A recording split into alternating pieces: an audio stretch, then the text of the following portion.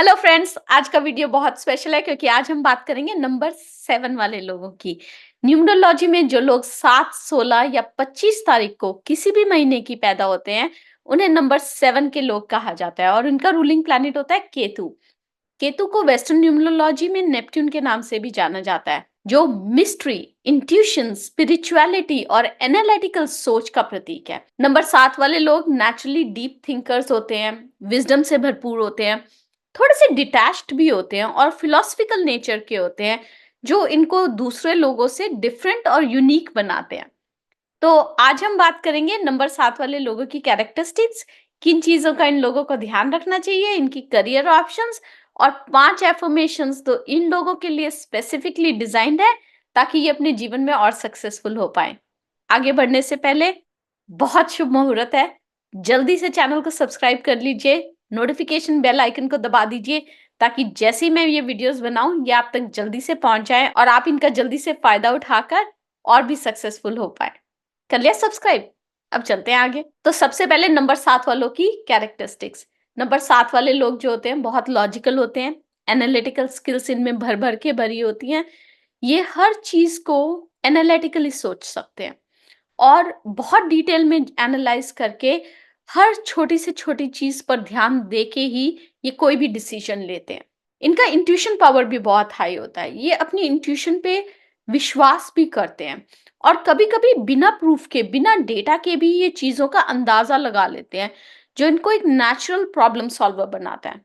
तो क्योंकि ये लोग लॉजिकल है, एनालिटिकल हैं, तो इनकी माइंड में जो ऑलरेडी है, वो एक डेटा सेट है। तो जब इंट्यूशन किसी बात की इनको होती है, इनके पास ऑलरेडी इनफ डेटा होता है अपने माइंड में, उस इंट्यूशन को कनेक्ट करने का प्रूफ पॉइंट्स के साथ और इसीलिए जो है ये अपनी इंट्यूशन पे ट्रस्ट कर सकते हैं। इंट्यूशन तो बहुत लोगों में होती है, पर आपने देखा है कि बहुत सारे लोग अपनी इंट्यूशन पे एक्ट नहीं करते।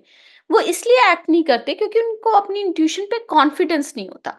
बट इन लोगों को अपनी इंट्यूशन पे कॉन्फिडेंस होता है। ये फिलॉसफिकल होते हैं और स्पिरिचुअल होते हैं। तो फिलॉसफी में इनका बहुत इंटरेस्ट होगा। आप देखेंगे कि नंबर 7 वाले लोग जो हैं बहुत गहरी रीडिंग करेंगे या उनका स्पेसिफिक टॉपिक्स पे एक बहुत डीप पॉइंट ऑफ व्यू होगा। तो कुछ लोग होते हैं जिनको थोड़ा-थोड़ा हर सब्जेक्ट के बारे में पता होता है। नंबर 7 वाले जो लोग हैं वो डीप जाते हैं किसी सब्जेक्ट एरिया में, जो भी इनकी पसंद का सब्जेक्ट एरिया होगा, आप नोटिस करेंगे कि इनको थोड़ी-थोड़ी सरसरी जो है वो इन्फॉर्मेशन नहीं है, इनको डीप इन्फॉर्मेशन है चीज़ों की। They like to go into the details of things. ये लोग इंट्रोवर्टेड होते हैं क्योंकि डीप थॉट्स में रहते हैं, अलोन टाइम को प्रेफर करते हैं, तो सोशल इंटरैक्शंस में ज़्यादा इन्वॉल्व नहीं होना चाहते। ये लोग अपने आप में ही खुश रहना पसंद करते हैं, खुद के साथ वक़्त बिताने में ये लोग रिजुविनेट करते हैं। अपने आप के साथ वक़्त बिताना आसान नहीं है। बहुत मुश्किल है ज़्यादा लोगों के लिए अपने आप के साथ वक़्त गुज़ारना। बट नंबर 7 वालों को वो स्किल आती है।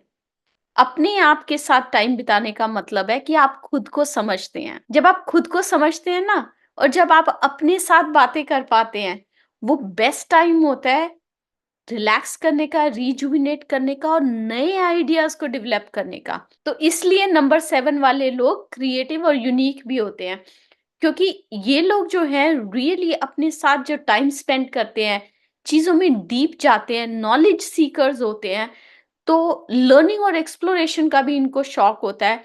ये सारी चीज़ें जो हैं क्रिएटिविटी के लिए, क्रिएटिव आइडियाज़ के लिए और यूनिकनेस को डिफाइन करने के लिए बहुत इम्पोर्टेंट है। और क्योंकि इन लोगों को इतनी नॉलेज होती है, क्योंकि ये एनालिटिकल और लॉजिकल होते हैं, ये लोग दूसरों के ओपिनियंस को ब्लाइंडली फॉलो नहीं करते। ऐसा नहीं है कि किसी ने कुछ कहा और नंबर 7 वाले लोगों ने अंधाधुंध उसको फॉलो करना शुरू कर दिया। ये लोग अपनी सोच, अपने तरीके से डिसीजन लेते हैं और हमेशा सच और रियलिटी की खोज में रहते हैं। तो ये लोग बहुत डेटा ड्रिवन होंगे। ये लोग सोच समझ के आगे बढ़ेंगे। ये लोग अपनी नॉलेज पे बहुत रिलाय करेंगे बजाय इसके कि दूसरों ने कुछ कहा और इन्होंने उसको ऐसे ही इम्प्लीमेंट कर लिया। और बहुत सारे लोग मुझसे ये पूछते हैं कि हमारे अंदर ये स्किल्स हैं, ये कैरेक्टरिस्टिक्स हैं, इनको हम आगे कैसे डेवलप करें? तो मेरा एक दूसरा चैनल है जिसका नाम है रशिम होगा, जहाँ पे मैं सेल्फ डेवलपमेंट, करियर डेवलपमेंट और प्रोडक्टिविटी की वीडियोज़ अपलोड करती हूँ। आप उस चैनल पे जाके वो सारी वीडियोस को देख सकते हैं और वहां से सारी इंफॉर्मेशन यूज कर सकते हैं। उस चैनल का लिंक मैं इस वीडियो के डिस्क्रिप्शन बॉक्स में डाल दूंगी। मुझे उम्मीद है कि आप वहां से वो सारी नॉलेज गेन करके अपने स्किल सेट को जो आपके नंबर के हिसाब से है उसको ग्रो कर पाएंगे। तो इतनी सारी अच्छी कैरेक्टरिस्टिक्स के बारे में बात की नंबर 7 वाले लोगों के लिए, कुछ कमजोरियां तो होंगी ना, उनकी भी बात कर लेते हैं। तो पहली बात तो ये कि नंबर 7 वाले लोग ओवर थिंकर्स होते हैं। हर चीज में डीप जाना चाहते हैं, ध्यान से समझना चाहते हैं, अकेले रहना पसंद है, तो बहुत ज़्यादा सोचने वाले होते हैं और कभी-कभी इतना सोचते हैं कि स्ट्रेस्ड हो जाते हैं, अननेसेसरी स्ट्रेस हो जाता है उसकी वजह से या एंग्जायटी हो जाती है, तो उसका थोड़ा-सा ध्यान रखें। आइसोलेशन का ध्यान रखें, अकेले रहना पसंद है बट कभी-कभी लोनलीनेस और इमोशनल डिस्कनेक्ट हो सकता है लोगों के साथ, स्पेशली आजकल की दुनिया में जहाँ पे कनेक्टिविटी जो है, वो बहुत इम्पोर्टेंट है, नेटवर्किंग बहुत इम्पोर्टेंट है, लोगों से मिलना-जुलना बहुत इम्पोर्टेंट है ग्रोथ और सक्सेस के लिए। तो अगर आप लोनली रहना पसंद करेंगे और इंट्रोवर्टेड रहेंगे, तो कई बारी दिक्कत हो सकती है। इसलिए ज़रूरी है कि थोड़ा-सा बैलेंस बना के रखें वहाँ पे। ये लोग इंट्रोवर्टेड होते हैं, सोशल इंटरैक्शंस इनको ज़्यादा पसंद नहीं होती, तो इसलिए लोगों के साथ ट्रस्टिंग रिलेशनशिप्स नहीं बना पाते और इसलिए कई बारी लोगों पे जल्दी से विश्वास नहीं करते, उनको शक की नज़रों से देखते हैं और इसकी वजह से कभी-कभी रिलेशनशिप्स में प्रॉब्लम हो सकती हैं। इन लोगों को कभी-कभी इमोशंस और प्रैक्टिकल लाइफ के बीच में बैलेंस बनाने में भी दिक्कत होती है। तो एस्केपिस्ट टेंडेंसीज़ हो सकती हैं, रियलिटी से दूर भागना चाहते हैं क्योंकि अकेले रहना पसंद है। कंट्रोल के बाहर चीज़ें जाने लग जाती हैं तो इनको पसंद नहीं आता, तो अपने सपनों में खो जाते हैं कभी-कभी। इसीलिए इनको ज़रूरत है कि ये बैलेंस बना के रखें। मैं ये नहीं कह रही कि आप अपने साथ टाइम बिताना बंद कर दें। मैं ये भी नहीं कह रही कि आप इंट्रोवर्ट होना बंद कर दें। मैं ये कह रही हूँ कि थोड़ा-सा बैलेंस बना के रखें।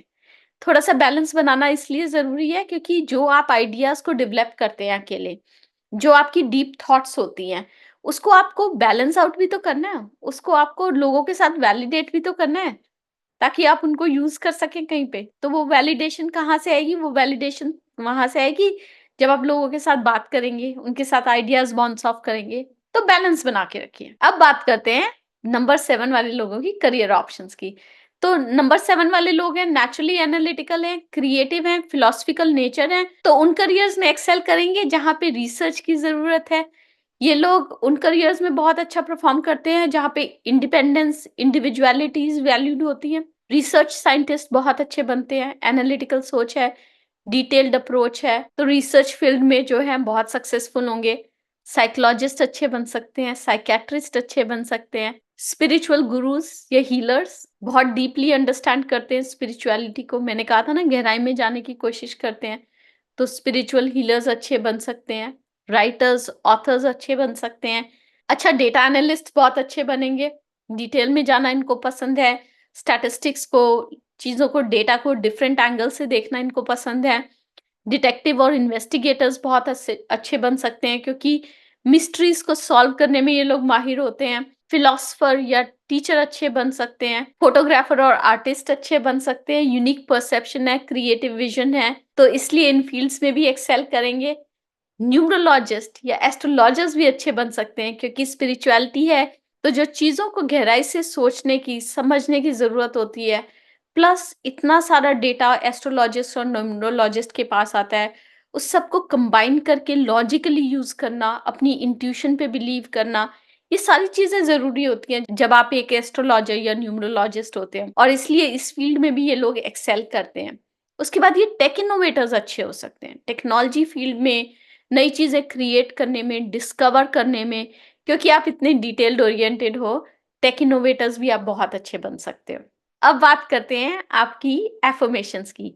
वो 5 अफ़र्मेशंस जो डिज़ाइन्ड हैं आप ही के लिए ताकि आप अपने जीवन में सक्सेसफुल हो पाएँ।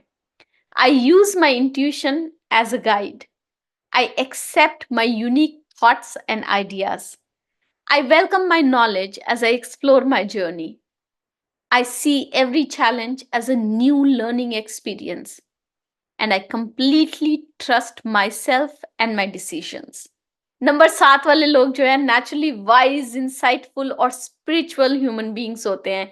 ये लोग हमेशा अपनी इंडिविजुअल जर्नी में खुश रहते हैं, लाइफ को एक डीपर सेंस से समझते हैं और एक्सप्लोर करते हैं, और ओवरथिंकिंग और एस्केपिज्म को अगर ये लोग काम कर लें उस पे, उसको हैंडल कर लें, तो ये स्पिरिचुअलिटी, साइंस और क्रिएटिव फील्ड्स में बहुत बहुत सक्सेसफुल हो पाएंगे। एफर्मेशंस को अपने डेली रूटीन में इंक्लूड करके ये लोग अपनी स्ट्रेंथ्स को एनहांस कर सकते हैं और अपनी इंडिविजुअलिटी को पूरी तरह से एक्सप्रेस कर सकते हैं। सो ये थी नंबर 7 वाले लोगों की कैरेक्टरिस्टिक्स। कुछ चीजें जिनका इनको ध्यान रखना चाहिए, इनकी करियर ऑप्शंस और स्पेशल एफर्मेशंस। मेरी यूनिवर्स से प्रार्थना है कि आपकी सारी विशेस पूरी हो। आप अपने स्किल सेट्स को यूज करके, अपनी कैरेक्टरिस्टिक्स को यूज करके अपने जीवन को सक्सेसफुल बना पाएं। अगर आपको ये वीडियो पसंद आया तो प्लीज लाइक कीजिए, सब्सक्राइब कीजिए, अपने प्यारों के साथ इसको शेयर कीजिए। शेयर करने से अबंडेंस बढ़ती है। तो जितना आप शेयर करेंगे उतना आप नॉलेज स्प्रेड करेंगे। अगर आप नॉलेज स्प्रेड करेंगे तो आपके पास अबंडेंस आएगी, क्योंकि आपकी नॉलेज भी बढ़ेगी। मैं मिलूंगी आपसे अगले हफ्ते नंबर 8 वाले लोगों की कैरेक्टरिस्टिक्स, किन चीजों का उनको ध्यान रखना चाहिए, करियर ऑप्शंस और स्पेशली डिजाइन्ड एफर्मेशंस के साथ। तब तक के लिए अरिगातो अबंडेंस।